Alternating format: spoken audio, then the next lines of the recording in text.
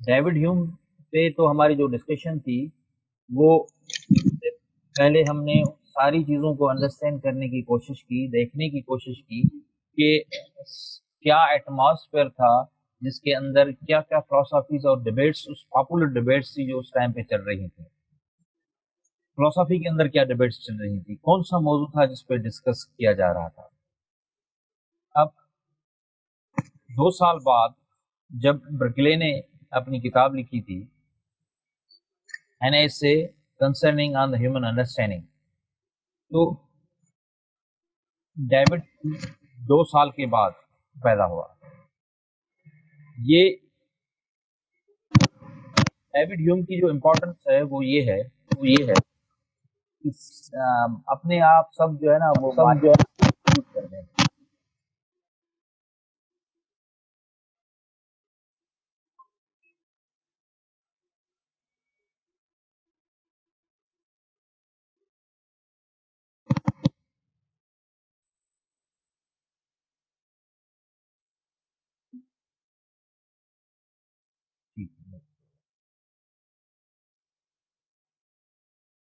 David ہیوم کی جو ہے وہ سب سے، اب جب ہم ڈسکس کرتے ہیں تو وہ کہا یہ جاتا ہے کہ یہ جس دنیا کے اندر ہم رہ رہے ہیں سوشالوجیکل طور پر جب ہم اس کو دیکھتے ہیں، اکانومیکل طور پر دیکھتے ہیں، تھیوریٹیکل کی طرح ہم چیزوں کو دیکھتے ہیں، تو کہتے ہیں کہ یا تو آپ مارکسسٹ ہیں یا آپ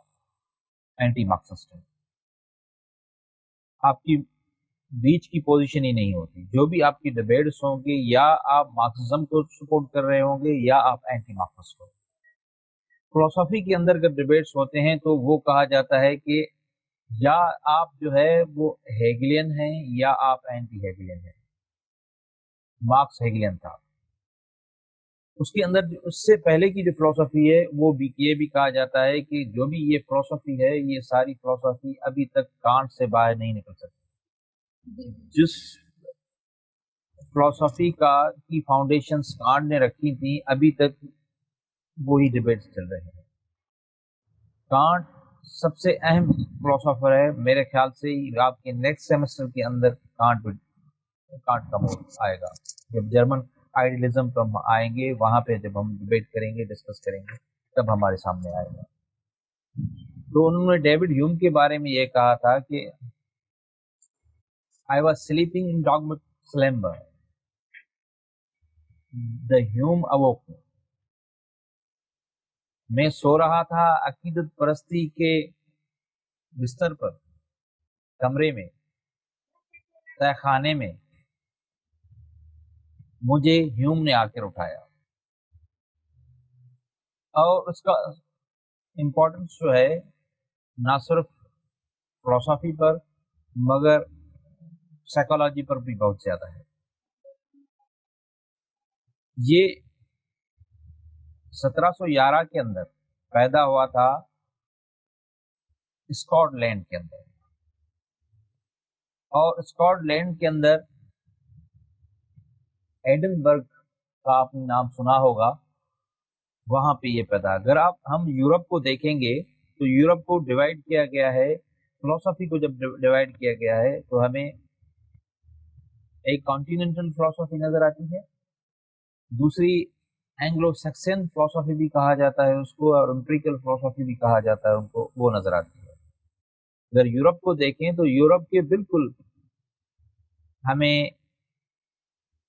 ویسٹ کے اندر آئس لینڈس نظر آئیں گے، اور اس کے اندر ہمیں برٹش نظر آتا ہے، وہ وہاں پہ ہے، برطانیہ وہاں پہ ہے، آئرلینڈ وہاں پہ ہے۔ تو ان کی جو فلسفی تھی ان کو کانٹیننٹل فلسفی سے علیحدہ کیا گیا ہے، وہ امپیریکل فلسفی ہے۔ تو یہ ایڈنبرگ کے اندر پیدا ہوا تھا، اور وہ خود اپنی بایوگرافی کے اندر لکھتا ہے، انہوں نے اپنی بایوگرافی، اس کا نام ہے مائی لائف، اس کے اندر انہوں نے خود لکھا ہے کہ میں ایک اچھی سی فیملی سے تعلق رکھتا تھا، اور مگر وہ اتنی زیادہ امیر نہیں تھی۔ تو انہوں نے خود ڈسکس کیا ہے. اب جب ہم اس کی لائف پر آتے ہیں تو جب وہ 2 سال کا تھا تو اس کا والد فوت ہو گیا. یہ تھا، اس کا بڑا بھائی تھا اور اس کی بہن تھی. اور یہ یورپ کے اندر اس سویلائزیشن کے اندر جہاں پہ یہ رہ رہے تھے، اس کلچر کے اندر یہ بڑا مسئلہ نہیں تھا کہ اگر کسی کا ہسبینڈ فوت ہو جائے تو وہ شادی کر لے. یہاں پہ تو ہمیں کلچرل کے طور پہ بہت ساری باتیں ہوتی ہیں جو ان عورتوں کو سننی بھی پڑتی ہیں، مگر وہاں پہ اس قسم کی کوئی بات زیادہ نہیں تھی. مگر اس کی والدہ نے دوسری شادی نہیں کی، اور اس کے بارے میں خود ڈیوڈ ہیوم لکھتا ہے کہ انہوں نے صرف اس وجہ سے دوسری شادی نہیں کی کہ وہ ہمیں اچھی تعلیم دینا چاہتی تھی. تو اچھی تعلیم کی وجہ سے انہوں نے جو ہے وہ سیکریفائس کی، اور وہ ایک ہی تھی جنہوں نے ہماری جو ہے وہ گرومنگ کی. اب ڈیوڈ ہیوم کی جب ہم ایجوکیشن پہ آتے ہیں تو اس کی جو ایجوکیشن ہے وہ، اب جب ہم جس ایٹماسفیئر کے اندر رہ رہے ہیں تو یہ ہمیشہ سے ایسی صورتحالیں نہیں رہی کہ ہمیشہ سے اسکول کی جو ایجوکیشن ہو وہ اسکولس کے اندر ہی ہو، ایجوکیشن اسکولس کے اندر ہی ہو. گھروں کے اندر جو تعلیم ہے وہ ہوتی رہتی ہے. بہت ایسا عرصہ گزرا ہے انسانیت کا جہاں پر امن اور سکون نہ ہونے کی وجہ سے، یہ تو ابھی صورتحال ہے وبائیں ہونے کی وجہ سے، اور یہ بھی ہسٹری کے اندر ہوئی ہیں. ایک سینچری تک وہ وبائیں چلی ہیں، جس کے اندر 14 اور 15 سینچری کے اندر وبا آئی تھی، جس کے اندر یورپ کا 50% جو ہے وہ ختم ہو گئی تھی پاپولیشن. اور اس کے جو اثرات تھے وہ اتنے تھے کہ دنیا کا جو ٹیمپریچر ہے وہ ڈاؤن ہو گیا تھا، اور وولکینوز نکلنے شروع ہو گئے تھے. تو یہ 14 اور 15 سینچری کے اندر ہوا تھا. تو اس قسم کی بہت ساری سچویشنز تھیں جس کے اندر جو ایجوکیشن ہے وہ نہ صرف اسکولس کے اندر مگر وہ ہوم کے اندر بھی ہوتی تھی. اور ڈیوڈ ہیوم کی جو ایجوکیشن ہے وہ ہوم بیسڈ ہے اور یا یونیورسٹی بیسڈ ہے. وہ وہاں پہ جو ہے وہ نظر آتا ہے، جس ماحول کے اندر وہ نظر آتا ہے اس کے اندر، یونیورسٹی کے اندر بھی، گھر کے اندر بھی اس کی جو پریئرز تھی وہ چلتی رہتی تھی. وہ ایک مذہبی گھرانے کی حیثیت کے اندر جو پریئرز تھی وہ اس کی تھی. مگر اس کی فیملی نے کبھی بھی یہ نہیں چاہا تھا جس طرح سے دوسروں کے اندر ہمیں یہ نظر آتا ہے کہ اس کی فیملی کا یہ تھا کہ یہ مذہبی طور پر پیشوا بنے. تو ایٹ لیسٹ ڈیوڈ کے لیے یہ نہیں تھا. ڈیوڈ کی فیملی نے ایک کچھ اور سوچا تھا. ڈیوڈ کی فیملی نے یہ سوچا تھا کہ ڈیوڈ ہیوم وکیل بنے، قانون پڑھے، اور اس کی جو یونیورسٹی کے اندر ایڈمیشن ہوئی وہ بھی اسی حساب سے ہوئی. مگر ڈیوڈ ہیوم جب انہوں نے لا کو پڑھنا شروع کیا تو اس کے لیے سب سے بڑا یہ مسئلہ تھا کہ لا اس کو سمجھ میں نہیں آتا تھا. اور انہوں نے خود لکھا ہے کہ میرے لیے امپاسبل جو ٹاسک تھا وہ یہ تھا کہ میں کس طرح سے قانون کو سمجھوں، اور وہ نہیں سمجھ پا رہا تھا. اور انہوں نے کہا کہ میرے لیے سب سے زیادہ بورنگ جو ہے چیز تھی، بیزار کرنے والی کوئی چیز تھی تو وہ قانون تھا، لا تھا، ایجوکیشن آف لا تھی. وہاں پہ انہوں نے سوچا کہ مجھے کیا بننا ہے. تو انہوں نے کہا کہ مجھے اسکالر بننا ہے اور فلاسفر بننا ہے. اور اسی حساب سے انہوں نے چیزوں کی اسٹڈی کرنا شروع کی کہ میں ایٹ لیسٹ جو ہے وہ قانون میں آگے نہیں جا سکتا، مجھے ان چیزوں کی جو ہے وہ اسٹڈی کرنی چاہیے. تو انہوں نے سیلف اسٹڈی پر فوکس دینے کی جو ہے وہ کوشش کی، پھر اپنے شعبے کو بھی جو ہے وہ کی، اور جو اس کا فائنل تھیسس تھا وہ فلسفی پہ ہمیں نظر آتا ہے.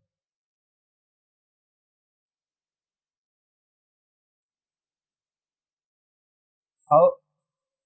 انہوں نے کوشش کی تھی کہ میں کسی طرح سے اس ساری انٹلیکچوئل کمیونٹی سے رابطہ رکھوں، ان سے ملوں. اور وہ جب تک وہ ایڈن برگ میں تھا تو وہاں پہ اس کی وہ خواہش پوری نہیں ہو رہی تھی وہ شفٹ ہو گیا تھا پیرس کے اندر، اور پیرس کے قریبی ایک علاقہ ہے جس کا نام ہے لا فلیشی، وہ وہاں پہ شفٹ ہو گیا تھا۔ اب سرپرائزنگ یہ ہے کہ ابھی اگر ہم دیکھتے ہیں کہ دنیا کا جو خوبصورت ترین شہر کہا جاتا ہے وہ پیرس ہے، وہ ہمیشہ سے ایسی صورتحال نہیں تھی۔ ہسٹری کے اندر بہت ساری چیزیں ہمیں نظر آتی ہیں۔ لیگیسی ایک کتاب ہے جو مائیکل ووڈ نے لکھی ہے، اور انہوں کے اندر انہوں نے ذکر کیا ہے ایک ایمبیسیڈر کا، he was situated in Delhi in India, تو انہوں نے اپنی رانی کو خط لکھا تھا، اور انہوں نے کہا تھا کہ آپ نے مجھے ایک بہت ہی امیر علاقے کے اندر بھیج دیا ہے، اور آپ سمجھتے ہیں کہ یہاں کے اخراجات بھی ایسے ہی ہوں گے جس طرح سے پیرس کے اخراجات ہیں، تو یہاں پر جو آپ مجھے سیلری دے رہے ہیں اس سے میرا گزارا نہیں ہوتا، مجھے اپنے کپڑے خود دھونے ہوتے ہیں، مجھے اپنا کھانا خود تیار کرنا ہوتا ہے، تبھی میں جا کے یہاں پہ سروائیو کر سکتا ہوں۔ تو یہ کمپیرین تھی کس کی؟ پیرس کی اور دہلی کی۔ تو جب وہ شفٹ ہوا تو اس کے لیے ایک سب سے بڑی جو چیز تھی، وہ جس کا میں سے پہلے ذکر کر کے آیا کہ یہ امیر خاندان سے تو تعلق نہیں رکھتا تھا، مگر ایسے خاندان سے تعلق رکھتا تھا جو سوشل تھا، لوگوں سے ان کا تعلق تھا۔ تو پیرس میں آنے کی جو وجہ تھی وہ یہ تھی کہ پیرس کا جس علاقے کے اندر یہ آیا لافتے میں، تو وہ سستا علاقہ تھا کہ وہ وہاں پہ آ سکے، رہ سکے، اور وہاں پہ ڈیکارڈ بھی وہاں سے ہی تعلق رکھتا تھا، تو انہوں نے وہاں پہ کوشش کی کہ میری جو ایجوکیشن ہے وہ بھی جو ہے وہ بہتر ہو سکے، تو انہوں نے جو ہے وہ یہاں پہ پڑھنا شروع کیا، پھر انہوں نے فرینچ کو پڑھنا شروع کیا۔ جو کانٹیننٹل آتھرس ہیں، یعنی یورپ کے جو آتھرس ہیں، وہ بھی ہمیں وہاں پہ جو ہے وہ نظر آتے ہیں۔ اگر ہم ابھی بھی دیکھتے ہیں کہ جب فرانس کو ہم اسٹڈی کرنے کی کوشش کرتے ہیں، اسپینش کو، اٹالین کو، ان کی لٹریچر کو جب ہم اسٹڈی کرنے کی، وہ زیادہ ہمیں رچ نظر آتا ہے as compare to English literature. تو وہ وہاں پہ گیا تھا، اور وہاں پہ انہوں نے چیزوں کی جو ہے وہ اسٹڈی کرنے کی شروع کی تھی، اور وہاں پہ جو ہے وہ انہوں نے یہ دیکھا کہ یہ جو مذہبی خیالات ہے اس سے انہوں نے یہ سمجھا کہ یہ چیز جو ہے اس کو وہ لاجیکلی لنک نہیں کر پا رہا تھا، تو انہوں نے لاک کو بھی پڑھا اور برکلے کو بھی پڑھا، اور پھر انہوں نے اپنے جو ہے وہ لکھنا شروع کی، اپنی کتاب لکھنا شروع کی۔ جو انہوں نے لکھنے کی جو شروعات کی وہ just he was 23 years old, تو انہوں نے اسٹارٹ کی تھی۔ اب ہم دیکھ لیں کہ جو برکلے کی ہمیں چیز نظر آتی ہے وہ بھی 21 اور 22 کے اندر ہمیں نظر آتی ہے، اور ڈیوڈ ہیوم کی جو کتاب انہوں نے لکھنے کی شروعات کی ہے وہ 23 کے اندر نظر آتی ہے۔ The famous book of marks, وہ جو ہمیں نظر آتا ہے وہ بھی 21 اور 22 سال کے اندر وہ ہمیں نظر آتا ہے کہ وہ اس طرح سے 1818 کے اندر اس کی پیدائش ہے، تو اس کو اگر کنٹینیو کیا جائے تو ہمیں جو اس کی بیسک رائٹنگس نظر آتی ہیں وہ 21 سے 22 سے ہمیں نظر آنا شروع ہو جاتی ہیں۔ کمیونسٹ مینیفیسٹو جو ہے وہ 1848 میں ہمیں ملتا ہے۔ تو اسی ایج کے اندر انہوں نے ایک کتاب لکھنا شروع کی تھی، جو کتاب تھی، جو اس کا بیسک ورک تھا وہ تھا کہ ٹریٹائز آن ہیومن نیچر، اس کو انہوں نے لکھنا شروع کیا۔ تو انہوں نے اس کو ٹریٹائز آف ہیومن نیچر، تو یہ فرسٹ اس کی کتاب تھی جو انہوں نے لکھی تھی، اور پھر انہوں نے پبلش کرنے کے لیے دی تھی۔ تو اس کے لیے خود انہوں نے یہ کہا ہے کہ جب وہ پریس پہ پہنچی تھی، اٹ واز اے ڈیڈ بار، ایسا بچہ جو پہلے سے مر چکا ہو اور پھر پیدا ہوا ہو، یہ کتاب ایسی تھی، کیوں اس نے یہ کہا، اور اس کے بعد انہوں نے اسی کتاب کو، کنٹینٹ کو نہیں، اس کے مواد کو نہیں، مگر اس کے فارم کو تبدیل کیا تھا، اور پھر انہوں نے وہ کتاب وہ لے کے آیا تھا an inquiry concerning on human understanding, جو آپ سلائیڈ کے اوپر دیکھ رہے ہوں گے۔ تو جو پہلی کتاب تھی، اس پہلی کتاب کو کیوں انہوں نے جو ہے کہا تھا کہ یہ مرا ہوا بچہ تھا پیدائش سے پہلے ہی، تو انہوں نے یہ اس وجہ سے کہا تھا کہ اس نے جس فرینڈ کو یہ کتاب دی تھی وہ پبلشر تھا، اور اس نے کیا کیا تھا، اس نے وہ تمام تر اس کے اندر چیزیں حذف کر دی تھیں، ڈیلیٹ کر دی تھیں، using the power of the editor, جو وہ سمجھتا تھا کہ یہ مذہب سے ٹکراؤ میں آ رہی ہیں، مذہبی بلیف سے یہ ٹکراؤ میں آ رہی ہیں، تو انہوں نے اس کو ڈیلیٹ کر دیا تھا۔ جب انہوں نے اس کو ڈیلیٹ کر دیا تو پھر اس کتاب کے اندر بہت ساری ایسی چیزیں تھیں جو بچتی ہی نہیں تھی، تو انہوں نے جب وہ آیا، تو جب وہ کتاب اس کی پہلی ٹریٹائز آف ہیومن نیچر آئی، تو اس کو اتنی زیادہ پاپولرٹی بھی نہیں ملی، اور وہ یہ خود بھی مطمئن نہیں تھا۔ اس کے بعد جو اس کی کتاب جو دوسری ہمیں نظر آتی ہے وہ an enquiry on concerning of the human understanding, جس کو انہوں نے اسی کتاب پر کام کیا تھا، اس کے فارم کو تبدیل کیا تھا، اور فارم کو تبدیل کر کے اس فارم کے اندر وہ لے کے آیا۔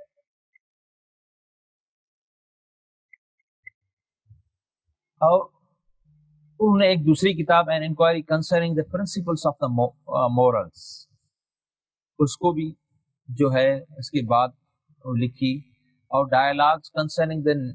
نیچرل ریلیجن وہ بھی لکھی تھی، مگر وہ اس کی زندگی کے اندر پبلش نہیں ہو سکی، وہ اس کے مرنے کے بعد پبلش ہوئی،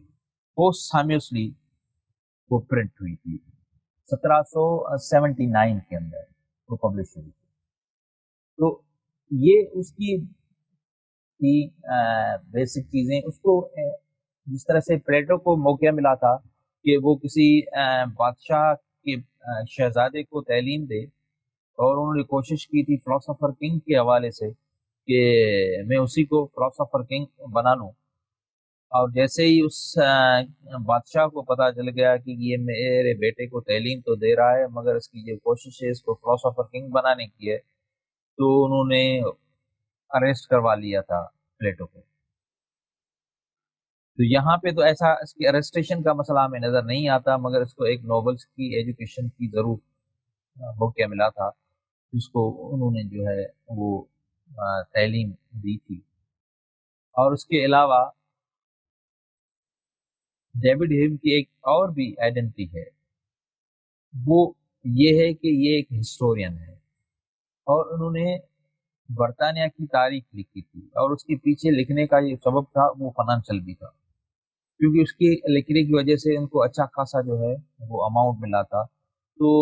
اسی پہ وہ کام کر رہا تھا، اور اسی طرح سے انہوں نے وہ کتاب بھی لے کے آیا تھا جو ہسٹری آف انگلینڈ کے نام سے ہے، جس کے 6 والیومس ہیں، اور جس کو جو ہے وہ انہوں نے 1754 سے لے کر 1762 تک وہ ساری چیزیں آتی ہیں۔ It was a best seller book تھا، جو نہ فقط انہوں نے جو ہے وہ ڈیوڈ ہیوم کی پہچان بھی بن گیا، مگر اس کی بڑی فنانشل جو ہے سپورٹ ہے وہ بھی انہوں نے کی تھی۔ اور ڈیوڈ ہیوم کے بارے میں ایک دوسری بھی چیز یہ ہے کہ وہ ایمبیسیڈر تھا، اور ایمبیسیڈر رہا تھا دوسرے ممالک کے اندر جو ہے وہ رہا تھا، مگر سب کی جگہ پر ایون انہوں نے ہسٹری کی کتاب لکھی، دوسری لکھی، مگر جو اس کی فلسفی تھی اس کے اندر ایک اسکیپٹیکل یہ تھا، تشکیک پسند یہ نظر آتا ہے، اور این ایتھسٹ ایک ملحد نظر آتا ہے، تو لوگ کو یہ پتا تھا اور وہ اسی طرح سے اس کو دیکھ رہے تھے، اور ہر چیز کے لیے سب سے پہلے یہ سمجھتے تھے کہ یہ چیز جس کی ہم پڑھ رہے ہیں وہ ایک شک پسند ہے اور ملحد فلسفی ہے جس کی ہم باتیں پڑھ رہے ہیں۔ اگر ہسٹری کو وہ پڑھ رہے تھے تب بھی وہ ڈومیننٹ تھی، تھاٹ ڈومیننٹ تھی جس کو وہ دیکھ رہا تھا۔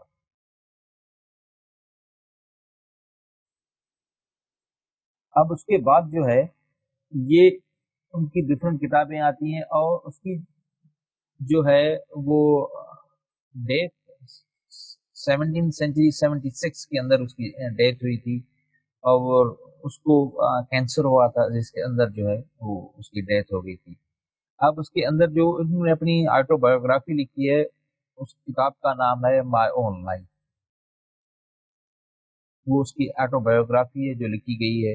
اور اس کے علاوہ جو اس کا کنٹروورشل ورک ہے وہ ہے ڈائلاگ کنسرننگ نیچرل ریلیجن، وہ لکھا گیا ہے. اور اس کا جو بیسک فلسفی کا جو ورک ہے وہ ہے an inquiry concerning on the human understanding, وہ ہمیں نظر آتا ہے. تو یہ تمام سر جی سر یہ آپ نے کیا بولا ہے کہ اس کا کوئی یہ والا ورڈ ڈائلوگ آپ نے کیا بتایا؟ دی ڈائلاگ کنسرننگ نیچرل ریلیجن. اب نیچرل ریلیجن اگر کوئی ایسا ریلیجن جو نیچر کی ذریعے سے ہو تو وہ کس طرح سے ہو سکتا ہے، تو انہوں نے اس پہ بات کرنے کی جو ہے وہ کوشش کی ہے. اور یہ اس کا دا موسٹ کنٹروورشل ورک کہا جاتا ہے. تو جہاں پہ مذہبی طور پہ بہت زیادہ شدت ہو اور لوگوں کو بات کرنے کی اجازت نہ ہو، اور یورپ کی جو پوزیشن تھی وہ وہی تھی، وہاں پہ کالون وہاں پہ تھا، موجود تھا، اور انہوں نے یہ طے کر دیا تھا کہ ہر کسی کو جو بھی ہے وہ جانا چاہیے، چرچ کے اندر جانا چاہیے، فادر کے سامنے وہ کھڑا ہونا چاہیے، اور اس کو انہوں نے سارے دن کیا کیا کام کیے ہیں وہ جو لاگ ہوتا ہے اور وہ جو ڈائری ہوتی ہے، وہ جو انہوں نے کام کیے ہیں وہ سارے کے سارے جو کام ہیں وہ in front of father in کو پیش کرنے چاہیے، اور فادر وہ سارے خدا کو پہنچائے گا. اور خود جو تھی کالون کی حکومت وہ ان سے ڈیٹیل لیتی رہتی تھی کہ بھائی آپ بتاؤ کہ کس سے ملے کس سے نہیں ملے. اور اس کے اندر یہ ایسی بھی کتابیں ہمیں نظر آتی ہیں جس کے اندر کالون نے یہ بھی کہا تھا کہ وہ کیا کھاتے ہیں یہ بھی ریاست کو پتا ہونا چاہیے. تو اس سارے ایٹماسفیئر کے اندر جو ہے وہ ہمیں ڈیوڈ ہیوم نظر آتا ہے، اور اس کے اندر جو انہوں نے جو چیزیں کی ہیں وہ یہ ہے کہ جو اس کی فلسفی ہمیں نظر آتی ہے وہ اسی طرح سے جس طرح سے ہمیں لاک کی نظر آتی ہے، برکلے کی بھی ہمیں فاؤنڈیشن وہاں پہ نظر آتی ہیں جو ایپسٹمولوجیکل اس کی تھیوری ہے. پھر یہ ہمیں ڈیوڈ ہیوم نظر آتا ہے. سر جی جی تاہیاں گال گئی کہ انہیں میں مطلب کہ چرچ جو جام رول وہ ہیاں جو سر یہ رنائسن کا پہری وارو پیریڈ رنیسانس جو پیریڈ ہے ہاں وہ اسی جگہ ان کے काउंट कयूं त 400 ईस्वी खां वठी करे दौर शुरू थिए थो. उहो दौर आहे ऊंधाओ दौर करे असीं हुनखे चऊं था, या विचूं दौर करे असीं चऊं था हुनखे. अॻु में ऊंधाओ दौर खे वधीक विकिणंदो वियो आहे, पर हाणे हुनखे चयो थो वञे त ऊंधाओ दौर हुनखे सही उनवान कोन्हे, तंहिंजे करे हुनखे विचूं दौर चयो वञे. उन दौर खे 1200 ताईं जेको आहे उहो ई साॻियो दौर हले थो. फ्रांसिस बेकन जे पैदा थियण खां पोइ अर्ली रिनेसांस जी जेका शुरूआत आहे उहा असांखे नज़र अचे थी. तंहिंजे करे उहो असांखे रिनेसांस वारो जेको दौर आहे उहो 1200 खां शुरू थिए थो, ऐं असीं हुनजो अंदाज़ो करे सघूं था त उहो 1600 ताईं असांखे रिनेसांस वारो नज़र अचे थो. उन खां पोइ असांखे जेको दौर नज़र अचे थो उहो इनलाइटमेंट जो नज़र अचे थो, सुजाॻीअ जो दौर जेको सो नज़र अचे थो. ऐं ही जेके फिलोसोफर आहिनि डेविड ह्यूम वारा, इहे सुजाॻी जे दौर सां. पर जेका ॻाल्हि आहे त मज़हबी तौर ते डोमिनेंस जी उहा हर दौर जे अंदरि जेका सा रही आहे. डोमिनेंट जेका अप्रोच असीं चऊं था उहा कहिड़ी हावी हुई, असीं उनखे रिनेसांस जी चऊं था. रिनेसांस जे दौर जो मतिलबु इहो न आहे त को उन टाइम ते तमामु वॾी सुजाॻी अची चुकी हुई. हा, उनजे अंदरि कुझु फिलोसोफर्स हुआ जिन ते कमु कयो, जेके राइटर हुआ, जेके पोइट हुआ, जेके रिसर्च कंदड़ हुआ, तहक़ीक़दान हुआ, उन्हनि अलाए किन शयुनि ते जेका ॻाल्हि ॿोल कई, जेका सोसाइटीअ ते त वॾनि जेको आहे वॾो टाइम खां पोइ हेठि लथी आहे. पर उनजो जेके डिबेट्स हुआ उहे डिबेट्स असांखे उन टाइम ते जेके असांखे नज़र अचनि था, जेके असांखे उन सॼे सिलसिले जे अंदरि नज़र अचनि था, हीअ शइ कीअं जेका थी रही. तंहिंजे करे असांखे जॾहिं असीं अचूं था हिन खे त ही रिनेसांस वारो जेको पीरियड आहे उन खां बाद जो जेको पीरियड आहे उहो असांखे ऐं सर को जेको रेने डिकार्ड उहो उन पीरियड में हो कोन हो रिनाइसेंस जी रेनी जेको डेकार्ड आहे उहो रेनेसांस जे पीरियड जे अंदरि बिल्कुलु आहे उहो ऐं असांखे सर इहो मतलब प्लेटो सोक्रेटिस एरिस्टोटल उन्हनि खां पहिरीं हुआ रिनाइसेंस खां पहिरीं हुआ उहे रेनेसांस खां बि पहिरीं हुआ पर रेनेसांस खां पहिरीं जेको दौर हो जंहिं मां रेनेसांस फुटी निकितो हो उहो जेको दौर हो विचूं दौर जेको 400 ईस्वीअ खां वठी करे 1200 ईस्वी ताईं यानी 1200 ईस्वी ताईं उनजी आहे जो 1200 ईस्वीअ में इब्तदाई तौर ते रेनेसांस जा जेके दौर हुआ उनजी शुरूआत थी चुकी हुई पर उहो पंहिंजे मेच्योरिटी ते जेको पहुतो आहे उहो 14 ईस्वीअ जे अंदरि पहुतो आहे तंहिंजे करे उहो जेको विचूं दौर आहे उहो 14 सदीअ ताईं जेको आहे उहो असांखे नज़र अचे थो ऐं उन जा जीअं डेकार्ड जी फिलोसॉफी असांखे नज़र अचे थी त फिलोसॉफी जे अंदरि असांजी मॉडर्न फिलोसॉफी जो जेको स्टार्ट आहे उहो डेकार्ड खां शुरू थी थो वञे तंहिंजे करे जेको विचूं पीरियड आहे उहो एंड थो थी वञे ऐं जेका विचे दौर खां पहिरीं जेको दौर अचे थो उहो आहे आगाटो दौर यूनानी दौर आगाटो दौर उन जे अंदरि ही असांखे नज़र अचनि था अफलातून वारा असांखे उन दौर जे अंदरि नज़र अचनि था जेके आगाटो दौर आहे एंशियंट पीरियड आहे ऐं ग्रीक पीरियड आहे उहो असांखे नज़र न अचे थो ग्रीक पीरियड जो जेको आहे उन दौर खे असीं जॾहिं ॾिसूं था त उहो दौर इब्तदाई तौर ते ॿिनि हिसनि जे अंदरि असां फिलोसॉफी जे अंदरि पढ़ंदा आहियूं pre Socrates and the classical Greek period pre Socrates जे अंदरि सोक्रेटिस खां पहिरीं जेके बि फिलोसॉफी अची था वञनि हलिया उहे प्री सोक्रेटिस में अची था वञनि हलिया ऐं क्लासिकल फॉर्म जे अंदरि जेके अचनि था उन जे अंदरि अचे थो सोक्रेटिस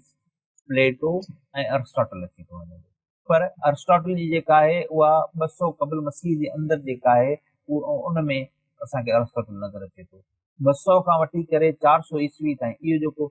6 सदियुनि जो पीरियड आहे 6 सेंचुरीज़ जो जेको पीरियड असांखे नज़र अचे थो इहो पीरियड जेको आहे ग्रीको रोमन सिविलाइज़ेशन जे तरफ़ जेको थो वञे थो उहो गॾियल जेको आहे जंहिं ते असांखे अरिस्टोटल जा इफेक्ट्स नज़र अचनि था प्लेटो जा जेके इफेक्ट्स आहिनि उहे असांखे जेके नज़र अचनि था पर उहो विची दौर जे अंदरि काउंट नथो थिए विचूं जेको दौर काउंट थिए थो उहो 4 सदी खां पोइ उनखे काउंट थिए थो हाल सर मतलब ये जेके जाम सारा एरा अचनि समझ में कोन अचे उन्हनि खे सीरीज़ वाइज थी वञो ताकी हिकिड़ो प्रॉपर दिमाग़ में ठही वञे कि पहिरीं कीअं थियो सभु कीअं थियो इहो अञा से में मंजूरी दे ठीक हाँ वंस अगेन मैं उसको रिपीट भी कर देता हूँ कि ये सारी जो डिस्कशन है वो सोहेर और सवेरा को भी समझ में आ जाए कि हम जो स्टार्ट करते हैं वो ग्रीक से स्टार्ट करते हैं और जो फर्स्ट फिलोसोफर हमें आता है वो 6th सेंचुरी के अंदर आता है तो थैलीस से लेकर सोफिस तक प्रोटागोरस तक ये तमाम तर जो फलसफी हैं वो एंशियंट में शामिल होते हैं एंशियंट फिलोसोफर्स के एंशियंट ग्रीक पीरियड कहा जाता है उसको ये उसके फिलोसोफर्स हैं और उसके बाद सोक्रेटिस प्लेटो एंड अरिस्टोटल ये क्लासिकल पीरियड है ये उसके अंदर शामिल होते हैं और अरिस्टोटल से लेकर 4 सेंचुरी तक 4 सेंचुरी ईस्वी वो जो पीरियड होता है वो पोस्ट पीरियड है अरिस्टोटल वो उसमें आता है जिसके अंदर पहले जो डोमिनेंस थी वो तो यूनान की हमें नजर आती है क्योंकि सिकंदर आज़म ने आधी दुनिया के अंदर कब्जा कर लिया था और उसके सिकंदर आज़म की तो डेथ हो जाती है मगर उसके बाद भी जो ग्रीक पावर था वो स्ट्रांग था और ग्रीक पावर के बाद जो है वो रोमन पावर हमें नजर आता है वो स्ट्रांग होता है और उसके अंदर जो है वो जूज़म स्ट्रांग था वो हमें नजर आता है अब उसके बाद जो है वो क्रिश्चियनिटी जब आती है तो उसके बाद क्रिश्चियनिटी का जो पहला दौर होता है वो तो बिल्कुल तमाम उसकी कंडीशंस बहुत ज़्यादा ख़राब थी जो भी होता था उसके अंदर बहुत ज़्यादा जो है वो जुल्म किया जाता था ज्यूज की तरफ से मगर जैसे ही वो रोमन एम्पायर पर कब्जा करती है ताकत में आती है तो फिर जो है वो उन्होंने हर चीज़ को जो है वो रोक दिया था जिसको कहा जाता है कि उन्होंने جو ہے وہ ایک ڈارک پیریڈ کی شروعات کی تھی جو 4th سینچری سے کاؤنٹ کی جاتی ہے. اب 4th سینچری سے لے کر 14th سینچری تک آپ اس کو میڈیول پیریڈ میں کاؤنٹ کر سکتے ہیں. مگر جو رینیسانس ہے اس کی جو شروعات ہمیں نظر آتی ہے وہ 12 کو نظر آتی ہے، مگر وہ اتنی زیادہ میچور نہیں تھی، اسٹرانگ نہیں تھی، طاقتور نہیں تھی. وہ جو طاقتور ہوئی ہے وہ 14th سینچری کے اندر جو ہے وہ ہمیں طاقتور جو ہے نظر آتی ہے. پھر جو ہے وہ ہمیں رینیسانس کا پیریڈ نظر آتا ہے. پھر وہ ہمیں دوسرا پیریڈ جو نظر آتا ہے وہ انلائٹمنٹ کا پیریڈ جو ہے وہ نظر ہمیں آتا ہے. تو یہ ساری موومنٹس، اس کے بعد کی بھی موومنٹس ہے. رومانٹسزم کا جو ہے وہ پیریڈ نظر ہمیں آتا ہے، سائنٹیفک ایج کا ہمیں پیریڈ نظر آتا ہے. یہ ساری بات ہے. اب تک اگر آپ دیکھیں گے کہ 14th سینچری کے بعد جو ہے وہ ہمیں پیریڈ رینیسانس کا نظر آتا ہے. وہ 16 تک اور 17th سینچری تک جو ہے وہ ہمیں نظر آتا ہے. جب ہم ڈیوڈ ہیوم کو ڈسکس کر رہے ہیں تو یہ 18th سینچری ہے. 18th سینچری سٹارٹ ہو چکی تھی. تو 17th سینچری کے اینڈ اور 18th سینچری کے اندر ہمیں جو پیریڈ نظر آتا ہے وہ انلائٹمنٹ کا پیریڈ جو ہے وہ نظر آتا ہے. اب رینیسانس کا جو پیریڈ ہے وہ کیوں کہا جاتا ہے؟ کیونکہ اس کے اندر دو چیزیں زیادہ امپورٹنٹ ہے. ایک یہ تھی کہ نیو برتھ تھی نیشنز کی، نیو برتھ تھی ہیومن کی. تو انہوں نے اس فلسفی جو امپورٹنٹ، انہوں نے ہیومن کی کردار کو امپورٹنٹ کر دیا تھا کہ ہیومن ہی امپورٹنٹ ہے، وہ ہی کچھ ساری چیزوں کو انڈرسٹینڈ کر سکتا ہے. تو اسی طرح سے رینیسانس کا جو پیریڈ ہمیں نظر آتا ہے وہ ہمیں وہاں سے نظر آتا ہے. تو یہ اس کی ہے ڈویژنس ہیں، مختلف پیریڈز کی جو ڈویژن ہے وہ اس طرح سے. اور ڈیوڈ ہیوم کو اگر ہم کاؤنٹ کریں گے تو وہ ہمیں انلائٹمنٹ کے اندر نظر آئے گا.